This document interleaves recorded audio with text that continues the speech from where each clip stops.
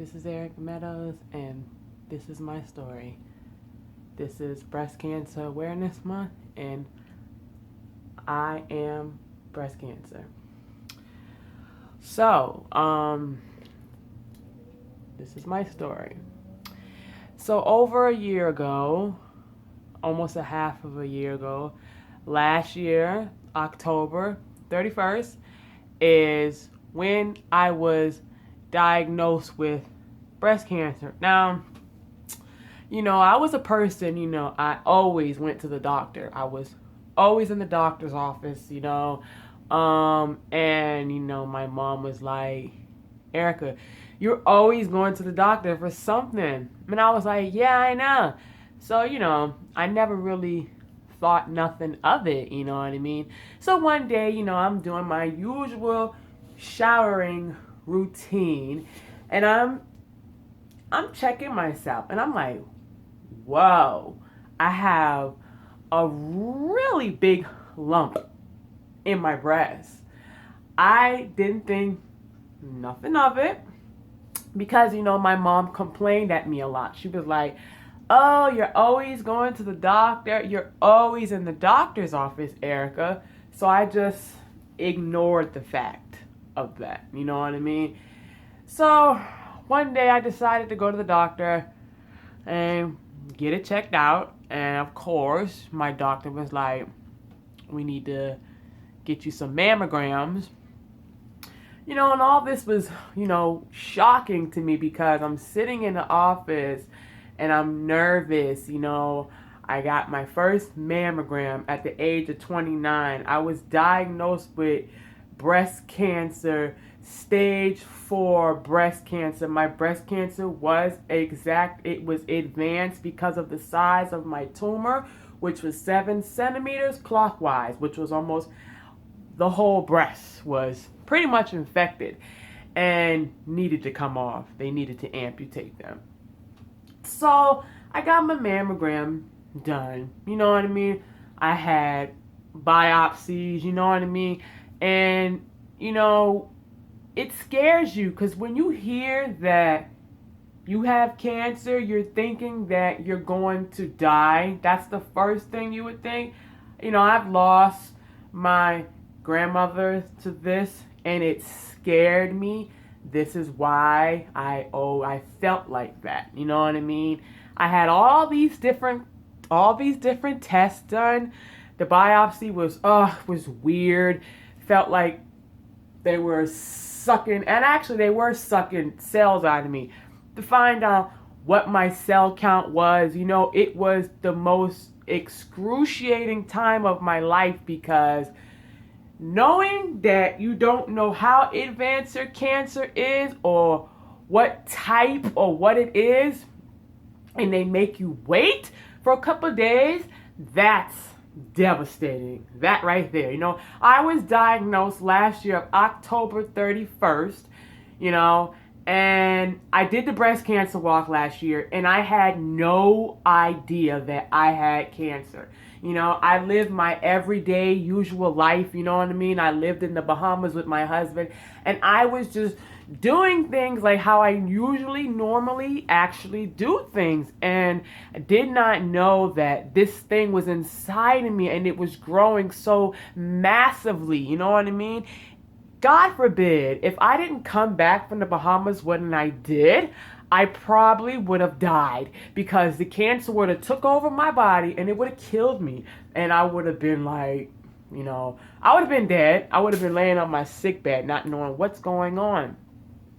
So I moved from the Bahamas and I came here for the exact same reason. When they found out my diagnosis and what type of cancer it was, I got the BRCA test, which it came back good.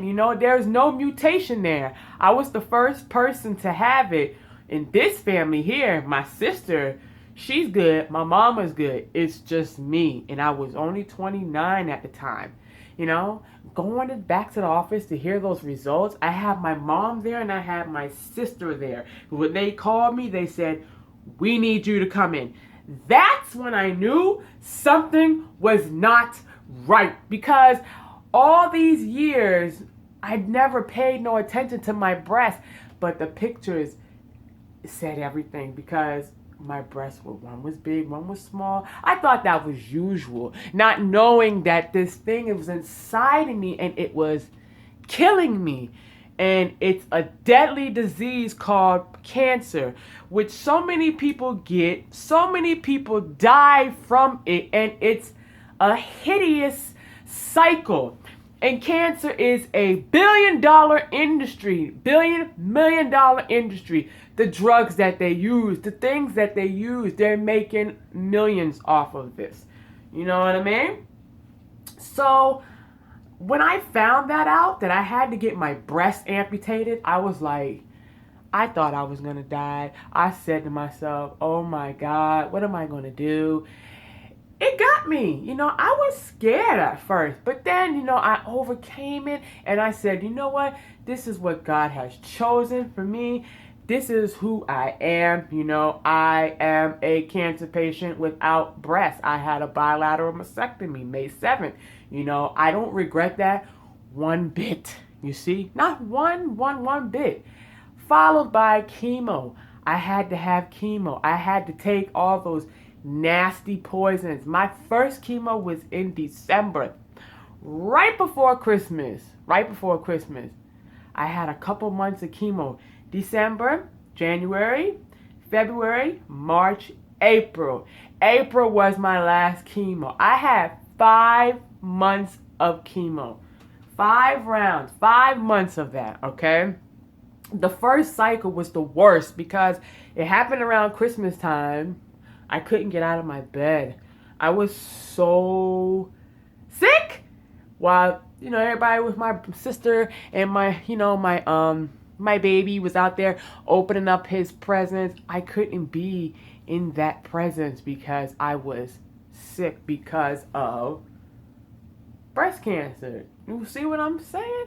I had radiation. I took the Red Devil. I took all these things that poisoned my system to kill the cancer.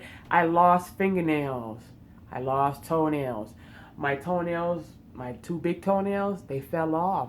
The fingernails were loose, but they didn't come off. Thank God. Okay. You see? But the toenails did. 1 or 2 toenails came off, and they're still loose. Ladies and gentlemen, breast cancer is a very serious thing. Chemo is a very serious thing. Radiation therapy. I had radiation therapy, and I did 33 rounds of that. I have a big square on my chest. This shows that I have been through this fight. I've had chemo. I've had radiation.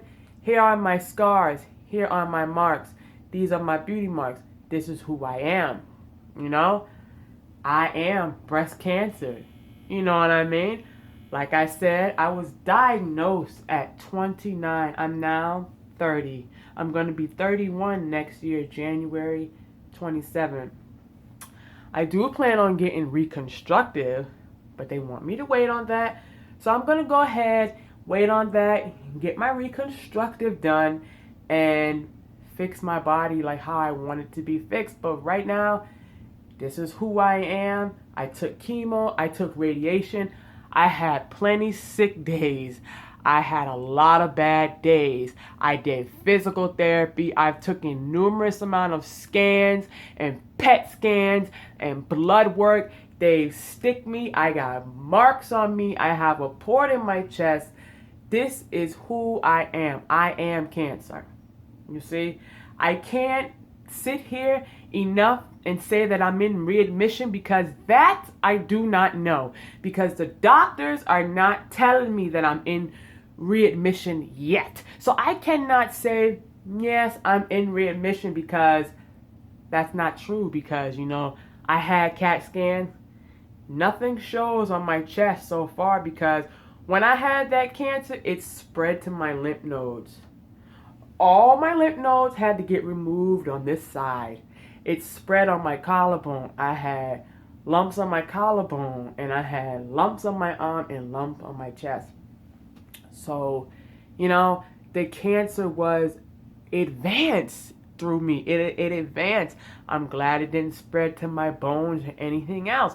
I just had a bone scan to see if everything is, Good with that. I get headaches from time to time. I'm on tamoxifen for the next 10 years.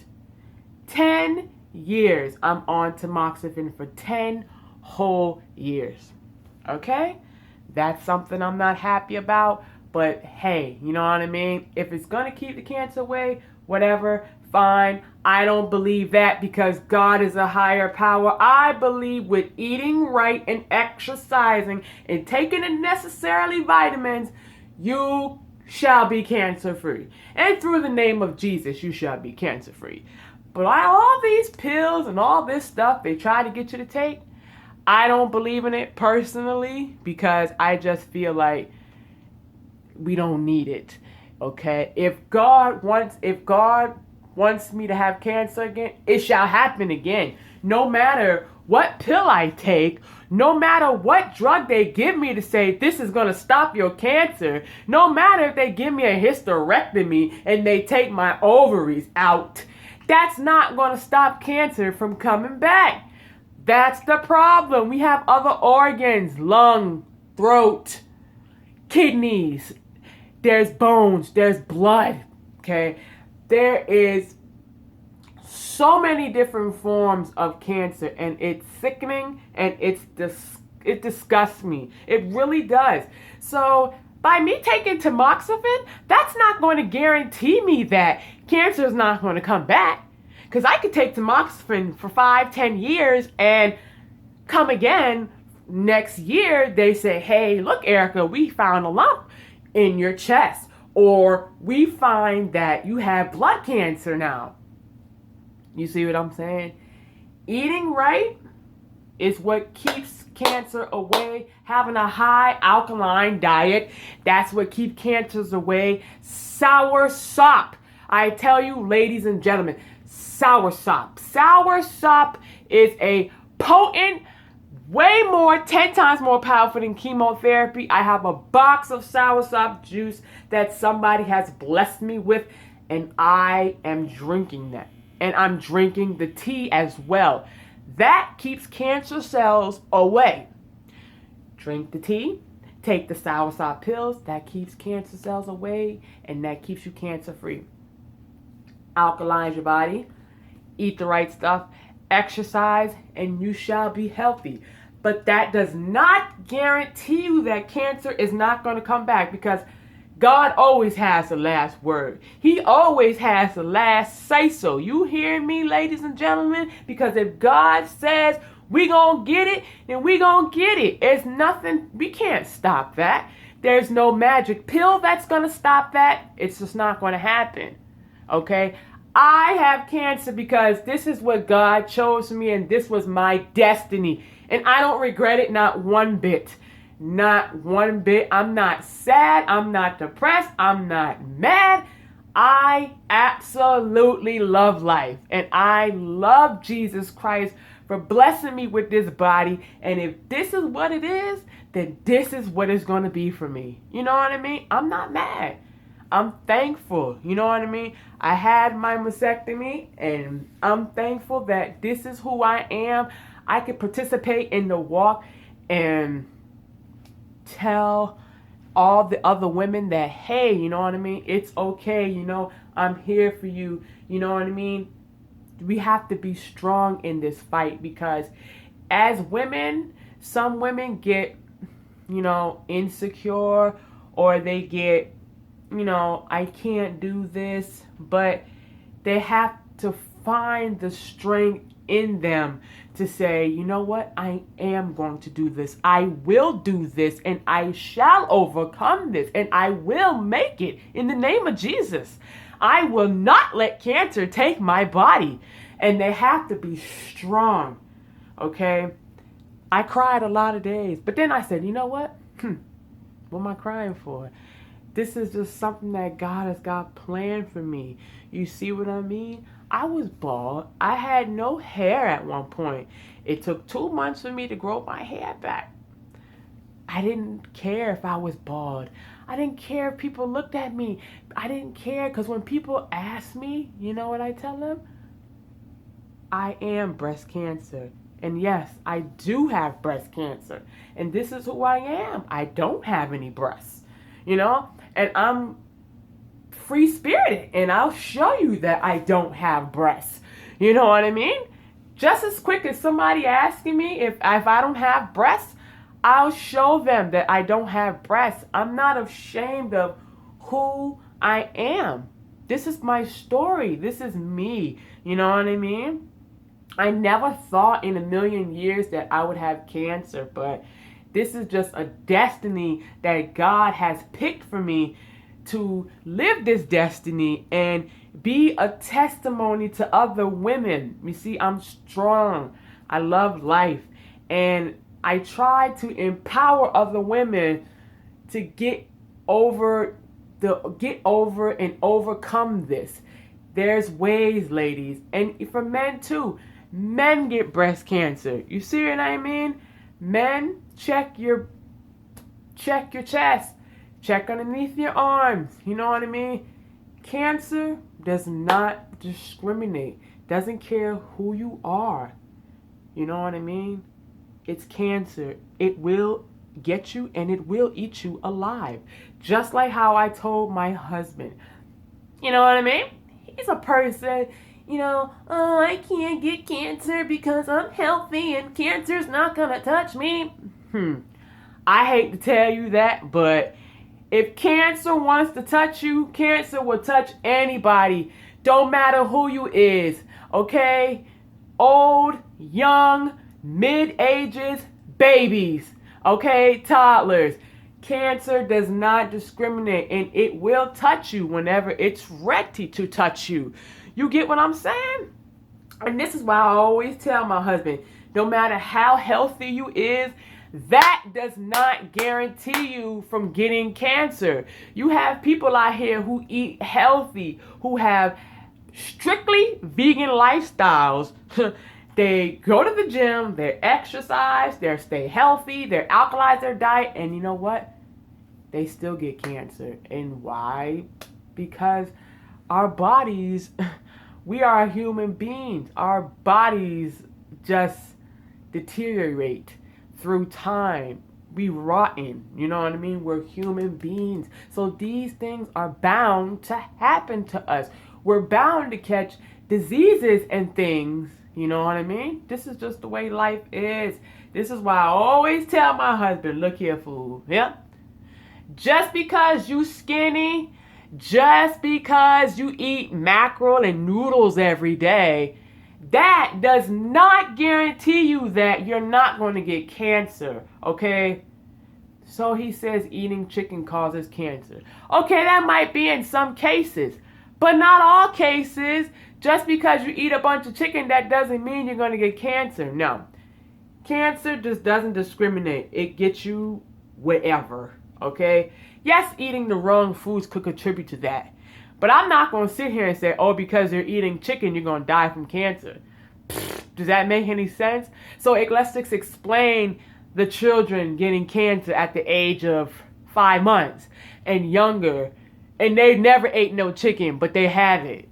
Okay, that's what I've been trying to tell my husband. Let's explain that. These kids have never, some of them are babies. How do they get it? We don't know. This is just something that God has created that happens to people. And I'm just one of them that I just so happen to get hit with it. And I don't regret it one bit. You know, you could be a health fanatic, exercise every day, eat right, and still get cancer and still get breast cancer. It's just that is what it is. You know what I mean? I don't hate myself one bit for being who I am because this is me. I am cancer. Like I said before, I've lived it. I've breathed it. You know what I mean? And I love this. I love what I'm doing here. In my life, I make videos. I try to empower other women, keep them strong. You know what I mean? No matter who you are, embrace who you are.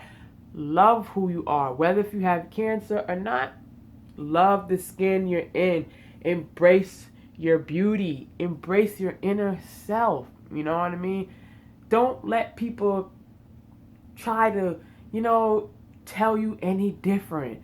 Because first of all, you know, if they're not paying your bills, don't even worry about it. You do you. You do you. Continue to live life and don't even worry about the haters out there. You know what I mean? This is my life story right here. I live, breathe, and die cancer. You know what I mean? This is who I am. You know? I'm home every day. You know? I plan on going to the gym, exercising, getting back to eating right again because I need it. I need it not only for myself, but for my body. My body needs it. I need to eat healthier and get in shape. You know what I mean? But this is who I am. This is my life. Life after cancer is what I call it. You know, life after cancer gets bored because you have to find things to do to keep yourself occupied. You know, I remember there was a time where I was always at the doctor's office. I was always at an appointment. I had radiation treatment every day. Now, all that stuff is over now. Like, it's like, what do you do? Like, life after cancer, you know? I've never held a job before, you know what I mean? Because I've always been on disability because of this. Now I got this going on, so it's like, you know, I'm on disability now because of this, because I don't know if I'm in readmission or not. They haven't said the cancer, Erica, your cancer is gone. So I don't know. I can't really say. This is why I haven't really gone out there and picked up no jobs or tried to get hired or anything, because right now I'm in between a rock and a soft spot, and it's like I don't know what's going on. So it's best to just sit home, take care of myself. You know, I does all the cooking and the cleaning for the house, and my mom likes that. You know what I mean? She likes that I get to sit home, do all the cooking and cleaning for the house, because I can't do much anyway. I can't lift much because of this. This disables me from lifting things, and my arm range is tight all in here. And you can see it even when I reach, it's tight.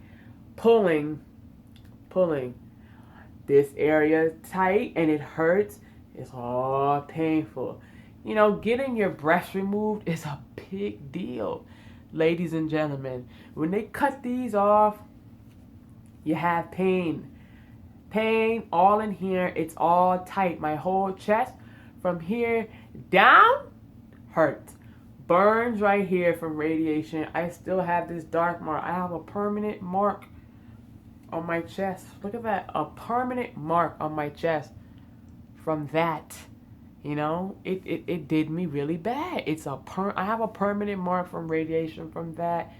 You know, it is what it is, because I show my scars. This is who I am, you see. So when you see me at the walk, you know I fought this. I fought this fight, and I made it, and I came out on top. This is my story. You know, I am breast cancer. I can't say I'm a breast cancer survivor yet because I don't know what's really going on.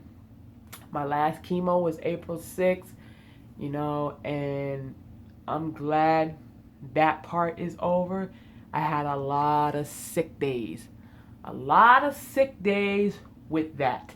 You know, chemo is no joke. You know, I had a lot of sick days, you know, and I stressed out a lot. You know, my husband put me through a slew of stuff. You know, the whole chemo treatment was it was stressful for me. You know, I had a lot of pressure on me, and it was like, whoa, wow. Now all I could do is just pray. Pray that things get better. Pray for my husband, because that's all is needed. Because, you know, hey, you can't change nobody. You can't force them to do nothing that they're not willing to do. So all you could do is pray, give God the glory, and keep moving on, and give yourself the strength to see another day and make it on another day instead of carrying on with people that doesn't make no sense. You know what I mean? The key is the life is to stay to yourself. Once you stay to yourself, you have nothing to worry about, ladies and gentlemen. Stay to yourself. Stay to yourself, and you have nothing to worry about. Even me being a cancer patient, I get a lot of problems. Like, why do you feel the need that you need to get on the phone and argue with me? Like, seriously? Like, come on. All them sick days, and you feel the need that you need to get on the phone and argue with me, and I'm like not feeling good? Really? Anyway, I'm gonna pray for you. That's what I usually do in them type of situations. If somebody's arguing with me, now that I done took the anger management class, I say, hold on, let me reevaluate the situation. Okay, this is not necessary. I'm going to walk away now, or I'm going to hang up the phone now and keep it moving. You see, because I don't have time for that. I have enough I'm dealing with the pain, and I'm taking the medication, and I have a lot going on. I could barely get a good night's rest because of all the stress and the pressure that is going on in my life. You know what I mean? I'm taking trazodone. 3 trazodone, that's 300 milligrams. And I'm taking melatonin at night, which is 5 milligrams. So I'm doubling up so I could sleep. Ever since I took that chemo, they gave me steroids. I gained a lot of weight, and I can't sleep at night. They mess with my sleeping pattern, and they mess with my weight. So now I have to take all these medicines just so I could get to sleep at night. And for the weight loss, boy, I don't know what to say about that, because tamoxifen makes you gain weight. It makes you gain a lot of weight.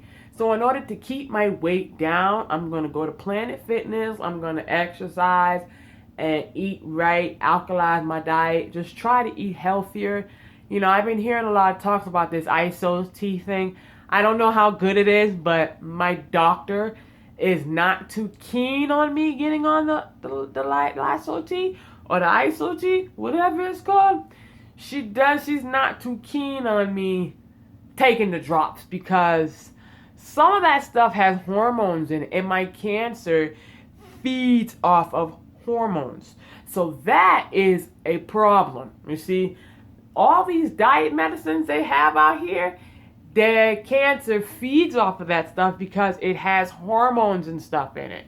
See, I can't have anything with hormones in it because then I'm looking for trouble. So I have to diet and exercise the right way, you know what I mean? Which is eating right, no sugars, no bread, no carbs. If I'm going to stir fry, I need to use coconut oil and just drink me some regular old freaking green tea. Because in soursop tea and Cersei, things like that, Cersei is good for you.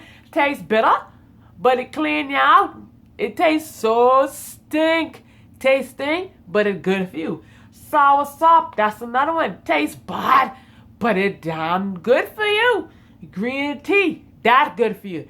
Detox tea, things like that. Things that's going to detox my body so I can lose the weight, so I could get myself prepared for the surgery next year, because I am doing a surgery next year. I am getting reconstructive. I am going to get my breast reconstructed next year. And I am trying to go for the DIP flap. I want to have a flatter stomach and new boobs. You know what I mean? This is what every girl wants, Not that I'm not happy with my body. It's just that these things is offered to me, and I'm going to take advantage of it and put my breasts back and let them take some of my belly fat away so I can look like how I've always wanted to look all my life. You know what I mean? Because I've always had a belly. I've always been big. You know, I've always was large. And this is an opportunity of a lifetime that who would have ever thought that I would have had cancer and I could have got new boobs, you know what I mean? My old boobs, they were saggy, you know, they were big boobs, you know, they were what? 38 triple D, 3Ds, and they hung down to my belly. I mean, honestly, my boobs, they were saggy boobs, you know. They were old boob, been around the block a couple times boobs, you know what I mean? So I said, you know, you think I give a damn if they cut these two motherfuckers off? Cut them off, because I don't give a fuck. Oh, shit. Cut them right on off. Shoot. You asking me? Do I want to take one breast? Bilateral. Take both, because I ain't need no saggy motherfucking boobs. You feel what I'm saying? Think I can have one boob down here, and then one up here, and then I take that shit off, because I ain't need no saggy motherfucking titties. They done been around the block. I need some new breasts. Fix me up. Give me the all-in-one package. Give me new boobs, new belly, and take away the old stuff. Because, hey, I'm ready for a change right now. The old boobs, yeah, they were alright. But now, I'm ready for something different. I'm ready for them to make me look good. You see? That's the thing. When you have cancer, you get rewarded. You get these things that after you done fought your fight and you done been around the block and you done been sick and you done been through all these things, that's your reward at the end of the tunnel. You get new boobs and you get a new body and a new outlook on life. Cancer is a very long journey. Very, very long. First you do chemo, then you do radiation. It's like, chemo, surgery, radiation, reconstructive, hello, after a year, nipple tattoos on, fixing the nipple. It's an ongoing process. A long, ongoing process. I'll tell you this again. It takes forever. Okay? This is my life story. Like I said again, it takes forever to get these things fixed. You know what I mean? You had cancer a year ago and you're still trying to get your life back. You know what I mean? I can't say that my life is normal yet because I still have a port, okay? I still go to them to get it flushed every 6 weeks, you know what I mean? I still got to see my oncologist, which I'm going to be seeing an oncologist for the rest of my life, because once you had cancer once, some people get it more than once. Like,